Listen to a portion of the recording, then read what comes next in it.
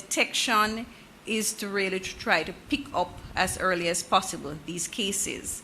So we would not have any cause to believe that we have any bodies that are presently in the morgue that may have been deaths due to COVID-19. We have absolutely no reason to believe that. And what, just one other thing, Dr. Tufton. The Minister of Finance said today that the contingency that is available to you has been increased to 10 billion. I wonder if that is reflecting what the government sees in the future, that it might be much more than we understand. No, well, I believe it's the government taking a responsible position. We recognize that this has the potential to have significant impact. I mean, these restrictions alone are going to have an impact, and the minister spoke with some very specific announcements today around, stimulus, encouraging continuation of businesses, employment of persons, because we have all accepted as a country, as a government, that the assumptions on which the budget was predicated when it was delivered in the Parliament, and the Prime Minister, of course, is yet to speak, so he will factor more of what is happening now in that, but certainly the Minister of Finance would not have anticipated some of what was coming. Those assumptions have to be adjusted. And so what you would have heard today is a reflection of that adjustment, or at least the starting point of that adjustment. I'm sure you will hear more going forward, but it is all in the interest of trying to ensure that no one is placed at a significant disadvantage, no individual group or interest is at a significant disadvantage, that those who are most vulnerable are given adequate protection, and that we can resume normality as quickly as possible by giving the full strength of support to public health to overcome this challenge, to flatten the curve, if you will, so that the virus and its impact does not last beyond a relatively short period of time. Can I take two more questions and then we're going to break, if you don't mind? Yes. Okay, yes. You mentioned earlier that you have 3 or 4 communities where contact tracing is being done. We know a lot of rumors are circulating, so is it possible for you to just confirm those, name those communities, please? Well, some of them are already known. I don't think we have there. It's a secret.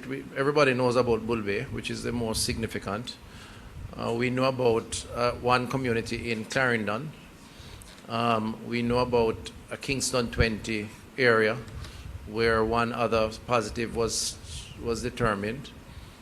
And I think, and of course you know about Montego Bay, where a tourist was diagnosed, and then of course in St. Anne in Ocherius.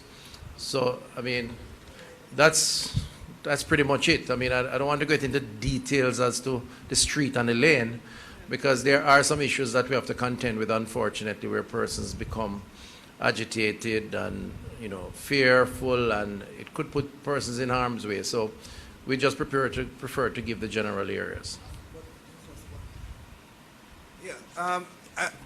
As a social scientist practitioner, I have to take this opportunity to speak to an issue that is becoming more and more real within the society. With the advent of any new disease, traveling right behind it is stigma and discrimination. And we are beginning to see the signs of some very troubling actions by citizens. We already spoke about the nurses and the fact that the nurses are being denied transportation to go to hospital. But we're seeing where persons are being denied services. And that is troubling, because that adds to the complexity of dealing with the issues that arise from an epidemic like this. And so it is up to us, you and us in the Ministry of Health and Wellness, to deal with this issue up front, because stigma and discrimination always undermines any effort that we make in terms of interventions for the population that might be impacted.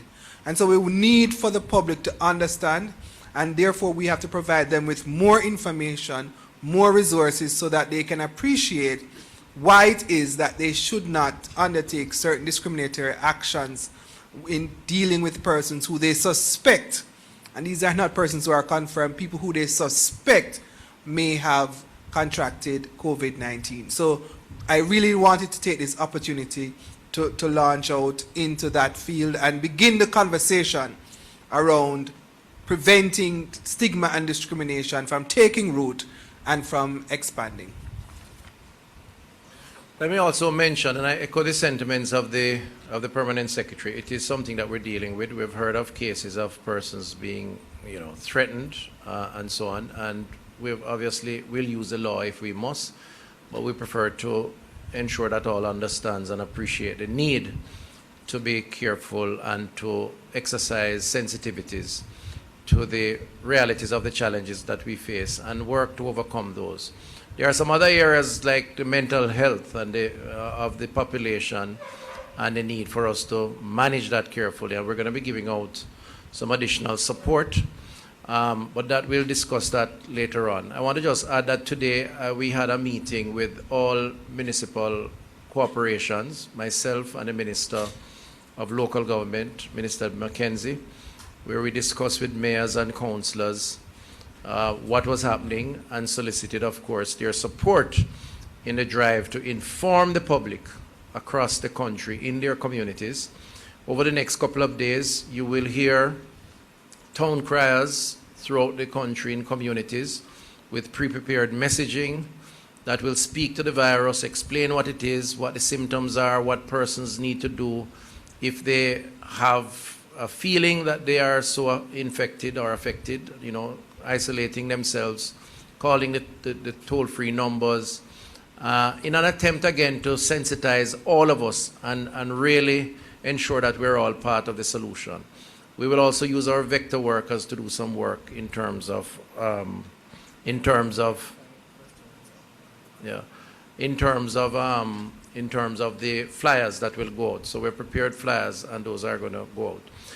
I'm asking to clarify the issue of restaurants. As I said earlier, restaurants we're asking for a focus on takeout as opposed to in-house dining, and to the extent that that is happening, it should observe the 20-person limit. Now that's a difficult one because depending on the size of the restaurant, 20 people might look like a lot, and we're trying to avoid the crowds. So that's why we are emphasizing the takeout as opposed to in-house dining and the social distancing which that represents. You want to say something?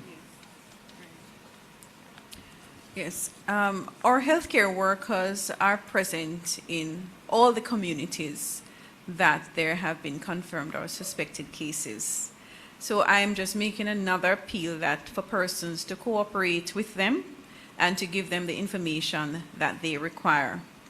The town criers are out in those communities as well, and so persons would have been sensitized to the fact that somebody in the community would have been confirmed. And so therefore we're asking persons to stay home. Persons to stay home during this period of time when they're away from work. If you have symptoms, then stay home and call the Ministry of Health hotline. We will direct you where to go.